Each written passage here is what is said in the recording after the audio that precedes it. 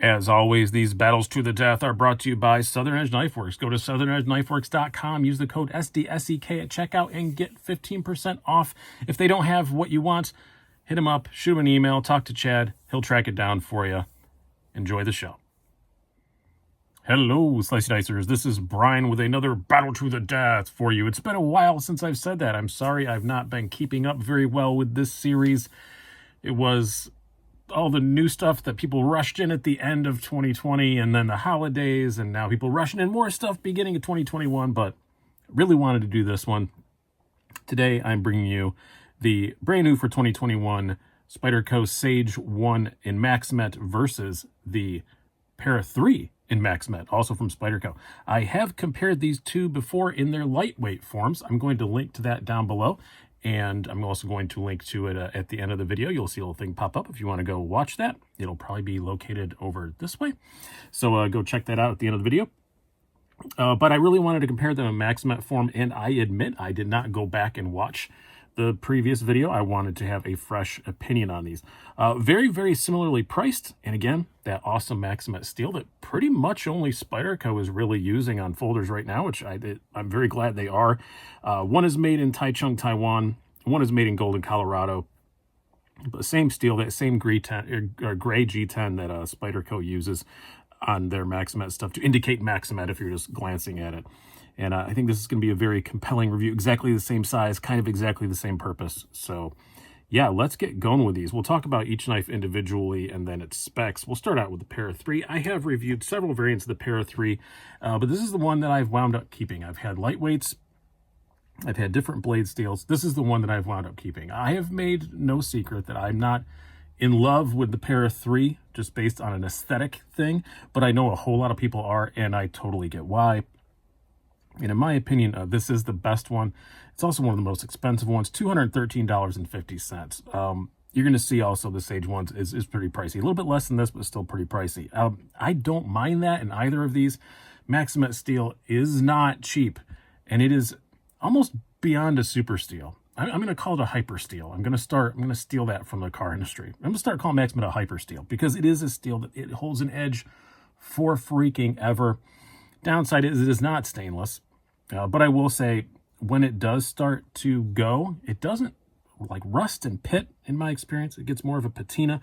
This one is heavily coated with my beloved EDCI. I love this stuff. It is currently out of production, but it is allegedly coming back. It got held up, because of the COVID and all that stuff. Aegis makes it really, really cool stuff. It is great, great stuff, and it does protect the blade extremely well. So this one doesn't really have any corrosion on it at all, or any patina on it at all, I should say. But also, I do live in upstate New York, which it rains and snows a lot, but it's never humid. So I live in a pretty good environment for steels, honestly. It's not as good as like living in like Arizona or something, but it's pretty darn good. So I don't usually have a huge corrosion problem anyway. But anyway, the steel is amazing on both of these knives. Both Spyderco, Maxamet, different countries of assembly, but I think the steel came from the same place. So yeah, I don't really have a problem with the price. A very long-winded way to say that. A regular Para 3 is what, $130 or something. S110V is a little more than that. I think this is worth the price upgrade. I really, really do like it. The S110V is probably the sweet spot as far as value goes, because S110V also holds an edge forever. But I really like this one, and I like the gray G10. I just like the look of it a whole lot. And honestly, I partly got this because Metal Complex convinced me to, and he kept raving about his being perfect EDC knife, and I do really like it in the Maxamet a lot better than I've liked it in previous versions. I don't know why, maybe because it's just a bit more unique, but also I can use it and just never, ever worry about sharpening it. I'm going to do some specs on this, then we'll bring out the Sage 1.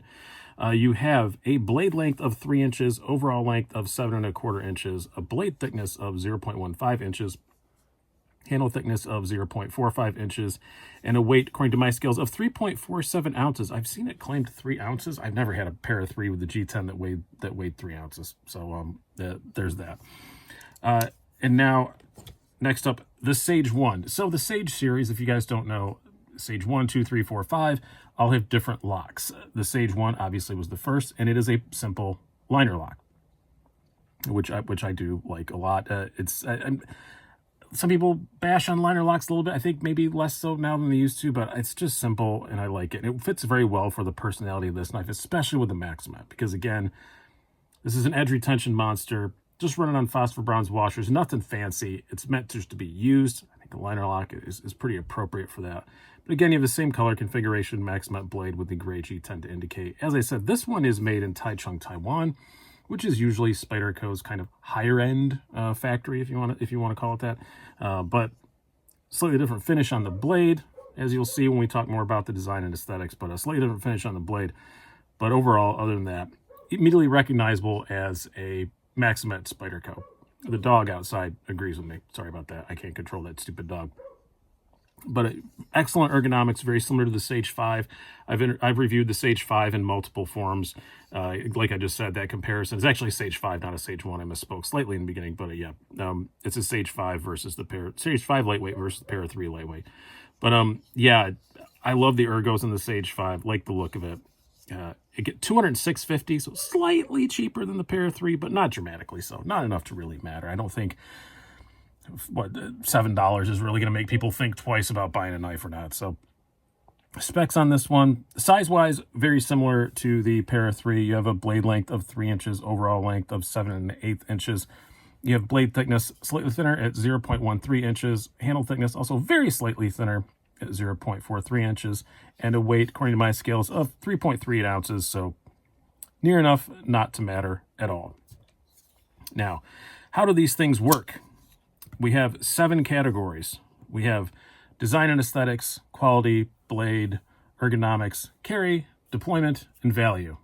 You get a point for every category you win. Add them up, pick a winner.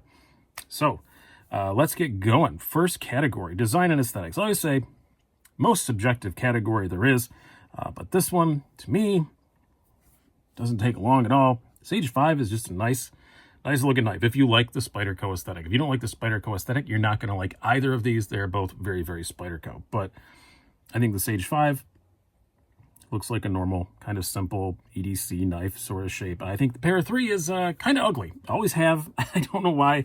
The PM2 I don't feel that way about. But when they designed the Para 3, I don't know. They just shrunk it. They shrunk it this way and not any of the other dimensions. And I just think it looks squished. I've always thought of that way about it.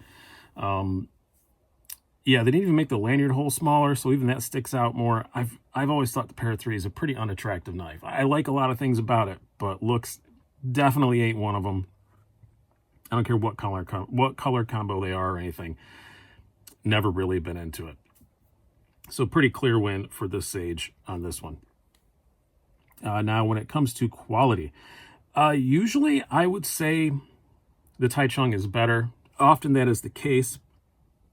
The golden collar are pretty good, but the Taichung Taiwan Spydercos are always just a step above.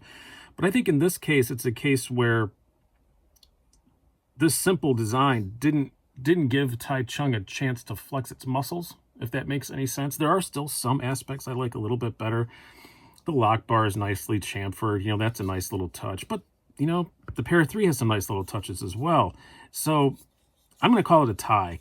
I think if this was a more complicated mechanism, I would probably be, or more complicated scales or something, I'd probably be giving it to the Sage 1, but I'm going to call it a tie. I still think that Taichung ones are usually a little bit better, but in this case, this is such a simple knife that, yeah, it didn't get a chance to show off. Now, the blade. This is going to be a personal choice for some of you, and we'll talk more about this in the conclusion, but to me, very easily the Sage 1. Why? Slightly thinner blade stock, 0.13 inches versus 0.15. I've always wished on the Para 3 they would have, when they shrunk the knife, made the blade a bit thinner. Kind of get why they didn't. And people have pointed it out to me every time I bring it up, because this is still meant to be more of a harder use kind of knife, even though it is smaller. It's meant to be just as hard use as the PM2, so the larger PM2. So I kind of get it. But that's always really kind of bothered me a little bit personally. For my kind of EDC tasks, I'll take the thinner blade any day of the week. But the main reason why is the thickness behind the edge. On the Para 3, you are looking at 24 thousandths behind the edge, which is, in 2021, pretty thick. You're getting a lot of, you know, Civivis, Wii's, Riots and stuff. Really, really thin behind the edge. Even Benchmades are catching up a little bit on some of their models now. A few of them anyway, a handful of them. But Spyderco, this is still 24 thousandths behind the edge. Yeah, that's pretty thick. This 18 thousandths behind the edge, right in that sweet spot of 2021. I would say super slicey. Also, I will say out of the box, I think this was a little bit sharper, not dramatically so. So I need to get one of those sharpness testers. I really do. Maybe that'll be one of my tax purchases, but a little bit sharper. And yeah, just it's for my tasks, much more slicey. They both on the dainty tip front aren't going to win any awards, but the Para 3 is probably a little bit beefier. But both of them, you're not going to go prying on anything. These are smallish EDC knives after all, but yeah, probably a little bit stronger tip on the Para 3. It's definitely stronger on the Para 3, I think, than it is on the PM2, just by nature of design. So yeah, got to give the blade to the Sage 1. Ergonomics, I love them both, honestly. I think for my hands, maybe the Sage 1, but it's by such a micron, and I can totally see why some people would prefer the Para 3. So how I would describe it is the Sage 1 feels a bit smoother, a bit more flowy, a bit more like that, you know, handshake like an old friend, from an old friend, like I say, but very, very, very small amount. The Para 3 is 95% as good, and for some reason just feels like it fills your hand more. And if you're someone like me with really long fingers, long skinny fingers, you definitely do notice that for sure. So I have to say, yeah, very, very, very, I call it a tie. I just can't. They're so very, very, very close that I just, I just can't pick one at the end of the day. It's going to depend on your hands and which one you like. There's no egregious errors, you know, from either of them. Now, as far as the carry, this is not going to surprise anybody who's seen me review a Para 3 before. Yeah, Sage 1 all day long. Explain why in a moment. We're going to talk about why the Sage 1 is good, and then we'll talk about why the Para 3 is pretty bad unless you buy another clip for it. Nice deep carry wire clip. Now, some people are, I will admit, it seems like religiously opposed to the wire clip. Some people get just, wire clip, and they lose their tiny little minds over it. I don't know why. I like it. It looks fine. It's comfortable in the hand. Works well. It's a little tall in the pocket for the size that it is, but not bad. Handle thickness is pretty thin. The weight isn't outstanding. Not outstanding on either of these. So kind of a wash there. It's just that clip. Now you will see on this Para 3, it does not have the stock clip. I have the stock clip laying around for it somewhere. I was going to bring it out and install it for this review, but you know what? It's not even worth it. If you get one of these, get a deep carry clip. This happens to be a Casey Lynch, about 30 bucks. You can get an MXG Gear one, I think is a little bit less expensive, but blocks part of this stupid lanyard hole, and that's what ruins the carry of this thing. This giant lanyard hole makes them put the pocket clip so far down. So I'm going to show you what it carries like with the deep carry clip, which it carries, you know, with a deep carry clip, just as good as the Sage 1, but not better. And I had to spend 30 bucks on this clip. If you don't have the clip, this is where it would be sitting. This is how much of the knife is sticking out. On a 3-inch knife, you have what? More than a quarter of the knife sticking out of your pocket, which I find to be completely unacceptable. There will be comments down below, oh, it gives you more to grab. People say that all the time, or people who really love lanyards are fine with it. It's like 10 or 15% of the knife population, max. I'm probably being the knife community population, whatever. I'm probably being generous. 10, 15% that really care about a lanyard hole. Most of us don't. This is dumb, and I'm never going to let go of that. I've reviewed the Para 3 so many times, and I'm never going to let go of that.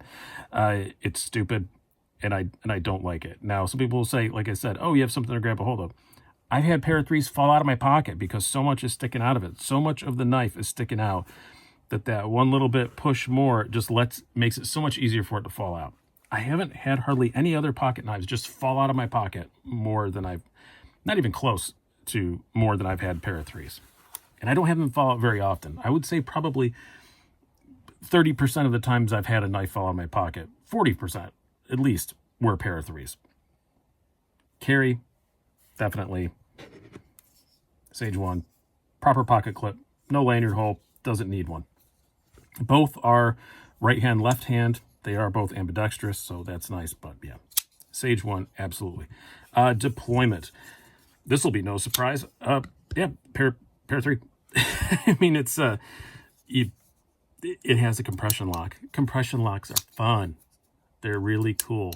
Still runs on phosphor bronze washers, so it's still going to be, don't have to worry about contaminants and all that stuff. This is on phosphor bronze washers as well. A lot of people are going to really like that instead of bearings, but so is this. So there's that, and it does all the Spyderco things really well.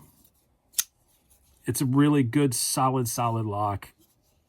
Possibly even more solid than just a regular liner lock. I think that's kind of debatable, but this is very smooth. It makes a really good noise, I'll say that. Makes an outstanding noise. A lot of liner locks get underrated for their noise, but the good liner lock on washers often makes a really good noise. You can Spidey flick, you can do all that stuff, but not as fun, even in the same realm as what we have on the pair 3. Value. This one was pretty tough. The prices are so close.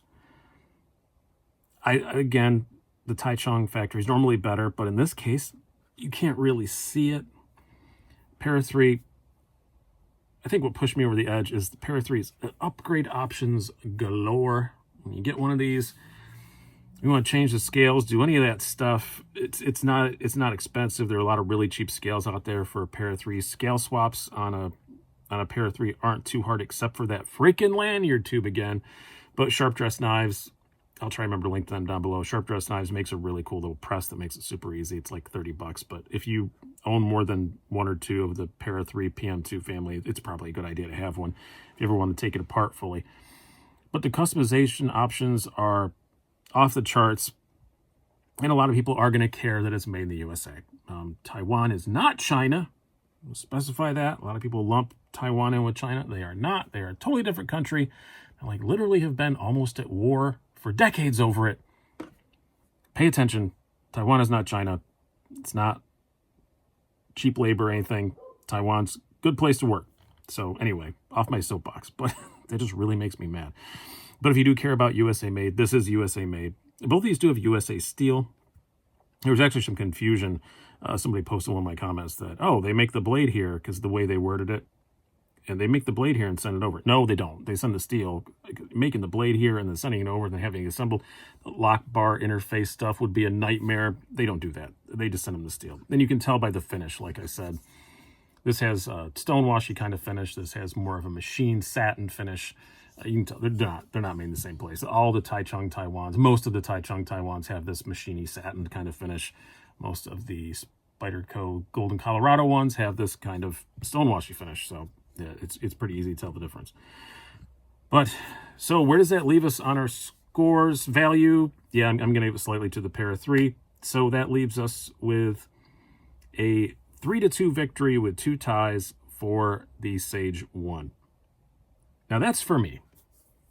It's a close enough one, I do have to say. If you want a slightly heavier duty knife, probably the pair of 3 Maxamet. It's probably a better choice for you. It just, like I said, fills the hand a little bit better, especially if you're wearing gloves. Thicker behind the edge, isn't going to slice as well. It's going to be a bit tougher though, probably. A little thicker blade stock, a little bit more robust tip. Yeah, if you're going to actually use it as a smaller semi-hard use knife, then yeah, the pair of 3. But I think for 90% of us, just who are opening boxes, cutting cardboard, that kind of crap, I think we're going to like the Sage 1 better. So hope you guys have enjoyed this. It's been really nice to do these battles to the death again. I will try to get back on more of them. I've been Brian. Have a good one. The dog says goodbye as well.